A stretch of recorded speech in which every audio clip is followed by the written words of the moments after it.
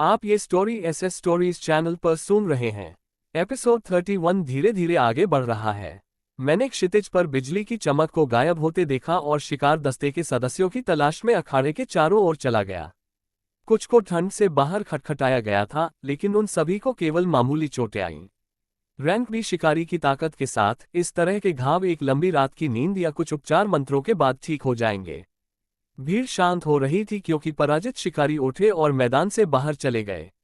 मैंने शिकारियों को अलविदा कहा जो पहले से ही ऊपर थे और आगे बढ़ रहे थे और चले गए थे। मेरा सारा ध्यान कालकोटरी की खेती से मजबूत होने पर था, जब तक कि रैंके की ताकत मुझसे बहुत दूर नहीं थी। मैं भीड़भाड़ वाले निकास से गुजरा, लोगों के साथ भागते हुए और कोलिजियम से बाहर चला गया, जिससे सैन्य परिसर में वापस आ गया। सभी चौकियों से गुजरने के बाद मैं रहने वाले क्वार्टरों में वापस नहीं गया और सीधे मैंग्रोव दलदल की ओर चला गया। इस शहर में ताकत का सम्मान किया जाता था, इसलिए मैं ज्यादा देर तक छिपकर नहीं रहना चाहता था।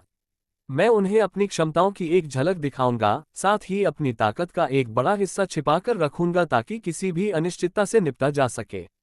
लेकिन जंगली जानवरों के बढ़ते खतरे को देखते हुए अपनी ताकत छिपाने का कोई फायदा नहीं होगा, क्योंकि समय के साथ यह धीरे धीरे सामने आ ही जाएगी।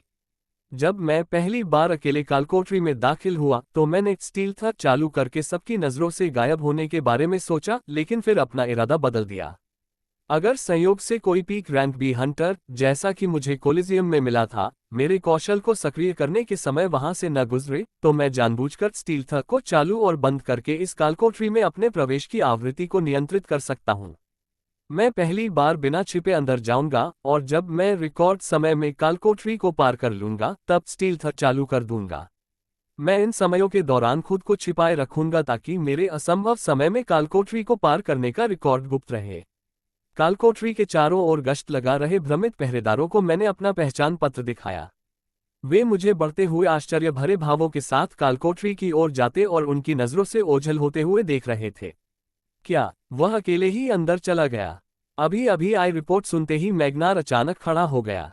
उसके दिमाग में तरह तरह के विचार चल रहे थे। उसने खुद से पूछा कि क्या इस शिकारी के आत्मविश्वास को देखकर उसे कोई बड़ी सफलता मिली है, या उसने पूरी तरह से गलत अनुमान लगाया है और अपने संसाधनों को व्यर्थ कर दिया है।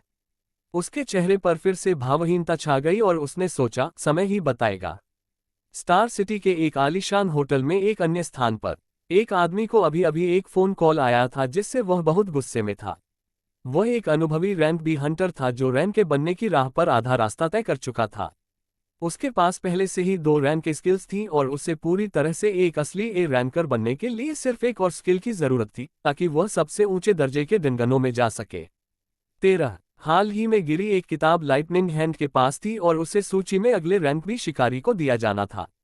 सूची में उसका नाम सबसे ऊपर था, लेकिन लाइटनिंग हैंड ने किताब के साथ छेड़छाड़ की और दिन के बीच में एक प्रतियोगिता का बहाना बनाकर उसे किसी भी रैंक बी शिकारी को उपहार में दे दिया।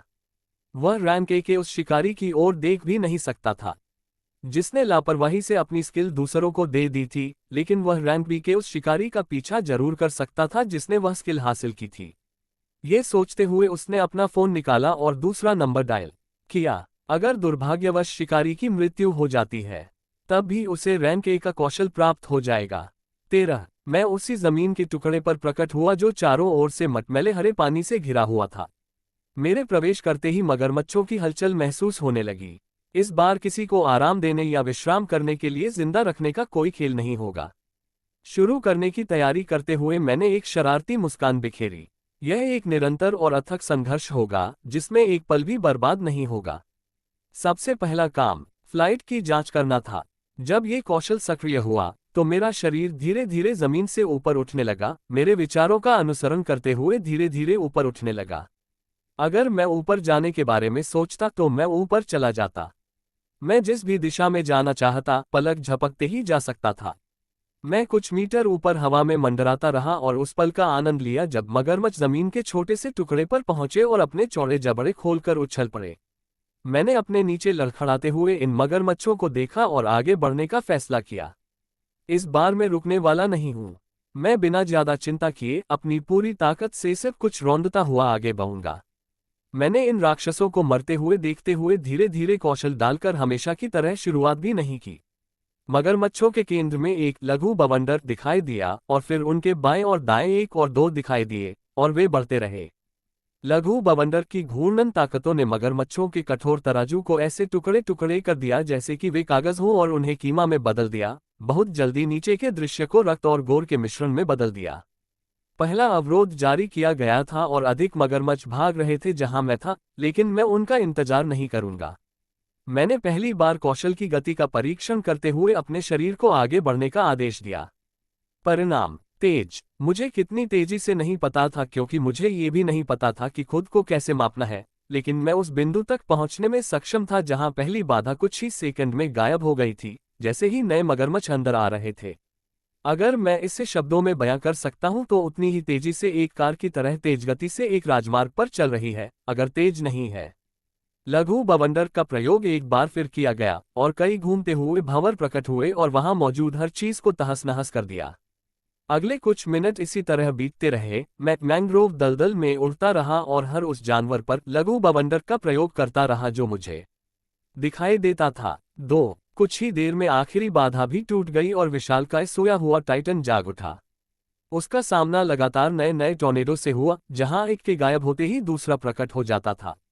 गर्जन। वह विशालकाय रैंक बी का जानवर, जिसका शिकार करने के लिए कई रैंक बी के शिकारियों की आवश्यकता होती थी, लगातार आने वाले विनाशकारी बवंडरों के सामने न तो कोई बचाव कर सकता था और न ही कोई कौशल का प्रयोग कर सकता था, और मरने से पहले जल्दी से एक दहाड़ निकालता था। मैंने जोर से सांस ली क्योंकि मैंने शांत होने के लिए अपनी सांस को नियंत्रित किया। इस तरह मैं आपसे काम करना शुरू करूंगा। मैं दूसरों के विचारों और उनकी प्रतिक्रियाओं के बारे में बहुत अधिक परवाह नहीं करूंगा अगर मैं इतनी तेजी से प्रगति जारी रखूंगा। इस पूरी कालकोठरी में मुझे क्या 30 मिनट या थोड़ा अधिक समय लगा, मैं इस बार इसे जाने नहीं दूंगा। मैं पहले से ही रैंक बी कोर को इकट्ठा कर रहा था क्योंकि राक्षस गिर गए थे, और मैंने भी ऐसा ही किया जब विशाल टाइटन को काट दिया गया और उनमें से अधिक और एक रैंक बी कौशल पुस्तक गिरा दी गई। मुझे याद आया कि कैसे सोलेल का महल एक उच्च रैंक कौशल को छोड़ने का मौका था, भले ही यह एक रैंक सी कालकोठरी थी, और सोचा कि मुझे कितनी बार रैंक बी कालकोठरी मैंग्रोव दलदल को दोहराना पड़ा इससे पहले कि एक रैंक के कौशल पुस्तक गिर गई। मेरी आंखें उत्साह से चमक उठी क्योंकि मैं इसका इंतजार कर रहा था, जबकि मैं हवा में रहा और रैंक बी कोर को तुरंत अवशोषित कर लिया। इस बार गिराई गई कौशल पुस्तक धीमेपन का अभिशाप थी, एक अभिशाप प्रकार का कौशल जो मुझे पहले नहीं आया था, जिसने दुश्मन की गति को कम कर दिया था। मुझे नहीं पता था कि मैं इसका उपयोग कब करूंगा, लेकिन मैंने इसे वैसे भी अवशोषित कर लिया।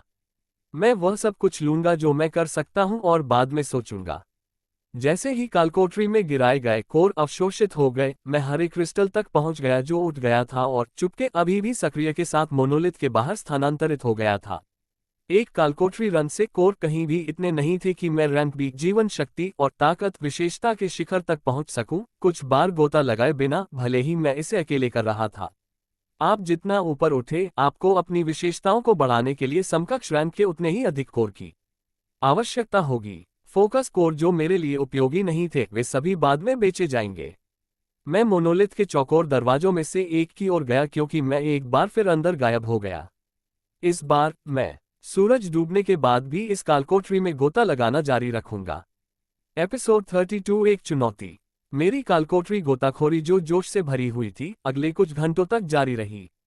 10वीं कालकोठरी रन पर मैंने अपनी जीवन शक्ति और ताकत विशेषताओं को गिराए गए सभी कोर को अवशोषित करके अधिकतम कर दिया था, जिससे मैं रैंक बी के शिखर पर पहुंच गया था। मैंने इसे रात कहने से पहले उसके बाद केवल 3 बार और गोता लगाया। मैं उन 13 रनों में से हर एक पर एक आइटम या स्किल बुक प्राप्त करने के लिए भाग्यशाली था, जिसमें सभी रैंक भी थे। भले ही सब कुछ बेतरतीब ढंग से गिर गया, मैं आर्कनिस्ट के सुरक्षा क्षेत्र के समान एक रक्षात्मक कौशल लेने में सक्षम था, जिसे गोल्डन हेलो कहा जाता था, जो जब कास्ट किया जाता था तो मेरे शरीर के चारों ओर प्रकाश का एक प्रभामंडल बनाता था जो उस पर निर्देशित किसी भी हमले को खारिज कर देता था। एक आक्रामक जादूगर कौशल था जिसे डूम बोल्ट कहा जाता था, जिसने एक गहरे लाल बिजली के बोल्ट को बुलाया था जिसमें लघु बवंडर की तुलना में भी अधिक नुकसान था क्योंकि यह एक हिट के साथ मैंग्रोव दलदल के टाइटन को अचेत कर सकता था। केवल नकारात्मक पक्ष ये था कि यह एक एकल लक्ष्य कौशल था। ऐसे 3 कौशल थे जिनके लिए विशिष्ट हथियारों को ढालने की आवश्यकता होती थी ताकि उन्हें बाद में आदान प्रदान करने के लिए छोड़ दिया जाए, और शेष 5 कौशल समर्थन कौशल थे जो मुझे सभी प्रकार के तरीकों से परेशान करते थे। लाइट फुट और विंड राइडर दोनों ने सामूहिक रूप से मेरी गति में 100% की वृद्धि की, जिससे मैं कितनी तेजी से आगे बढ़ा और पागल हो गया।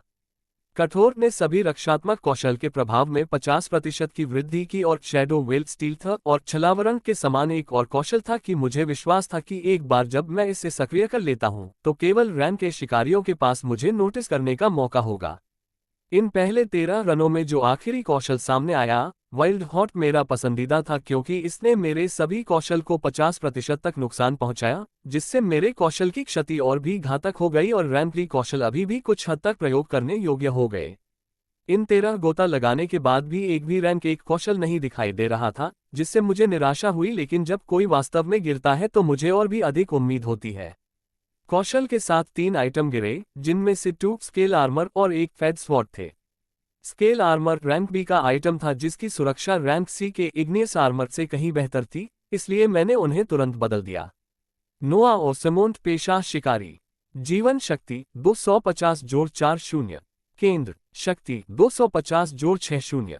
कौशल ओ एफ ई डी लपटे ऑफ टॉमेंट सॉ D safeguard 57 D danger sense सॉ डी रफ स्किन सॉ डी फ्लीटिंग सॉप्सी आर्कनिस्ट का सुरक्षा क्षेत्र सॉप्सी छलावरण सॉप्सी आभा जल्दबाजी की सॉप्सी विस्फोटक रूल सॉप्सी लाइफ एसेंस सॉप्सी बढ़ी हुई पैच सॉप्सी पुनर्जनन -88 सी बवंडर 89 सी स्माइट 95 सी ग्रेसफुलनेस सॉप्सी प्रेसिजन सॉप्सी एडमेंट सॉप्सी शार्प सॉप्सी वॉरक्राई सॉप्सी रिटिलिएशन सॉप्सी किंग्स रेड सॉप्सी मिलिट्री टैक्टिक्स सॉप्सी अप्रत्याशित सॉप्सी एलिमेंटल डैमेज सॉ B giant strength -75 B stealther 67 B miniature tornado 23 तारांकन बी गोल्डन हेलो 13 तारांकन बी डूम बोल्ट 7 तारांकन बी लाइटफुट -12 तारांकन बी विंडराइडर -12 तारांकन बी रिगोरस -11 तारांकन बी शेडो व्हील -11 तारांकन बी वाइल्ड हॉट 10 तारांकन ए फ्लाइट 5 तारांकन।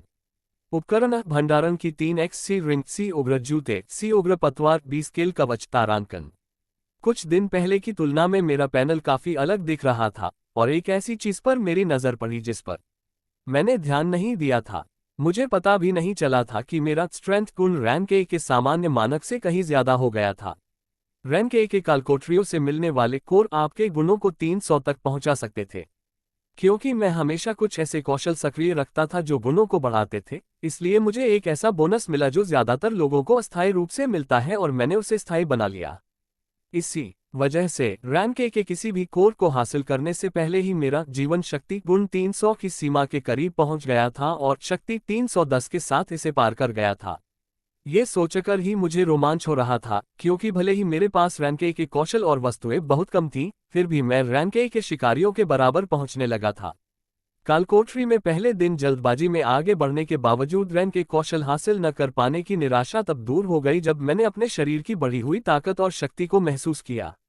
मैं आज तीसरी बार कालकोठरी से बाहर स्थानांतरित हुआ, जबकि छिपा नहीं था, और सैनिकों से एक स्टैंडिंग ओवेशन प्राप्त किया, जिसने उस क्षण इकट्ठा होना शुरू कर दिया था जब मैंने इसे अकेले साफ किया और 2 घंटे बाद बाहर आया। ये सेना के लिए एक बड़ी बात थी क्योंकि ये ऐसी चीजें थीं जो केवल रैंक के शिकारी के रूप में खड़े होने का प्रयास कर सकते थे, और उन्होंने ऐसे व्यक्ति का प्रभावी ढंग से पक्ष लिया था। वाइस एडमिरल मैग्नार सैनिकों की भीड़ से बाहर आए और मुझे पढ़ने में कठिन भाव से देखा और फिर कहा, मैंने आपको कम आंका, मैं माफी मांगता हूं। मैंने वाइस एडमिरल की माफी पर हंसी उड़ाई और अतिरिक्त स्केल आर्मर और नुकीले तलवार को बाहर निकाला। साथ ही रैंक बी कौशल पुस्तकों में से एक का मैंने उपयोग नहीं किया था जो कालकोठरी में गिरा दिया गया था। मैं इतना बदकिस्मत था कि मुझे लूट मिली जो मुझे इन 3 कालकोठरी में बिल्कुल भी फिट नहीं करती थी। मैंने झूठ को जारी रखा और इन्हें सेना को बेचने की योजना बना रहा था, या बेहतर अभी तक उन्हें उन कौशलों के लिए विनिमय कर रहा था जो मैं उनकी सूची से चाहता था। वाइस एडमिरल ने अपने चेहरे के अंधेरा होने से पहले आभारी भाव से वस्तुओं और कौशल को देखा। मैं आभारी हूं कि आप हमारे शहर में आए और पहले से ही जितना हो सके इस कारण में योगदान दे रहे हैं, लेकिन ऐसा लगता है कि हम आपके लिए परेशानी ला सकते हैं। मैं वाइस एडमिरल के शब्दों पर आश्चर्यचकित था और पूछा, क्या हुआ? उसने आहें भरने और जारी रखने से पहले मुझे संक्षेप में एक पुनाता देखा। आपके और हंटर आंद्रेई निकोलेव के बीच एक डेथ मैच जारी और पुष्टि की गई है। कल मैच की निर्धारित तारीख है। क्या? यह एक पूर्ण आश्चर्य था क्योंकि यह कुछ ऐसा था जिसके साथ मैंने कभी खुद को जुड़ा हुआ खोजने के बारे में नहीं सोचा था। डेथ मैच उच्च रैंक वाले शिकारियों के बीच स्थापित किए गए थे जिनमें अपूरणीय अंतर थे। साम्राज्य नहीं चाहता था कि उसके चरम शिकारियों के लिए एक दूसरे को मारने की आदत हो, इसलिए डेथमैच स्थापित किए गए थे यदि दो शिकारी खुद को एक ऐसे बिंदु पर पाते थे जहां उनके मुद्दों को हल करने का एकमात्र तरीका लड़ना था। इस मामले को गंभीरता से लेना आवश्यक था, इसलिए प्रतियोगिता की घोषणा से पहले दोनों शिकारियों को अपनी जान जोखिम में डालने के लिए सहमत होना पड़ा। तभी प्रतियोगिता की पुष्टि की जाएगी। तो फिर मेरे बिना किसी जानकारी के मेरे शामिल होने वाले मैच की पुष्टि क्यों की गई? मेरे गुस्से भरे चेहरे को देखकर वाइस एडमिरल ने मानो किसी बात की पुष्टि की। मैंने आज कोलिजियम में जो कुछ हुआ वह सुना है, लगता है मामला वहीं से शुरू हुआ है। ब्लेस्ड एम्पायर के एडमिरल चेखोव के बेटे आंद्रेई को लाइटनिंग हैंड द्वारा दी जाने वाली रैंके की स्किल मिलने वाली थी। यह सब सुनने के बाद चीजें जल्दी ही समझ में आने लगी। मैं अब भी चिढ़ गया था और मैंने पूछा, तो क्या एडमिरल का बेटा होने के नाते वह किसी और को निशाना बना सकता है, मैच की घोषणा कर सकता है और डेथ मैच के नियमों को दरकिनार कर सकता है? जनरल ने क्षमाप्रार्थी स्वर में नीचे देखते हुए कहा, वे लाइटनिंग हैंड को उसके कार्यों के लिए दंडित नहीं कर सकते जब तक कि वे साम्राज्य की सर्वोच्च शक्तियों के बीच संघर्ष न करवाना चाहें, इसलिए आपको निशाना बनाना उनके लिए सबसे आसान था। इसीलिए मुझे आपसे माफी मांगनी पड़ रही है। आपको स्टार सिटी लाने से आप अप्रत्यक्ष रूप से इस सब के बीच फंस गए। मैंने इस नई स्थिति के बारे में सोचा और फिर पूछा, तो क्या होगा अगर मैं कल उस डेथ मैच में जाऊं और दूसरा आदमी मर जाए? मुझे अपनी ताकत पर पूरा भरोसा था और मैं किसी ऐसे व्यक्ति से हारने की योजना नहीं बना रहा था जिसे अभी तक रैंके नहीं मिलना चाहिए था। मुझे तो बस इसके नतीजों की चिंता थी। वाइस एडमिरल के चेहरे पर एक कठिन भाव था और उन्होंने कुछ नहीं कहा। मैंने इसे और अपने आसपास के सैनिकों को देखा जो सुन रहे थे और उनके चेहरे पर गुस्सा और इस्तीफा देखा। उनके लिए मैं एक मजबूत शिकारी था जिसने दिन में कई बार मैंग्रोव दलदल को खुद से साफ करना शुरू कर दिया था। इसका मतलब था कि उनके विभाग में अधिक संसाधन प्रवाहित होंगे। फिर भी इस शिकारी को अब ले जाया जाने वाला था।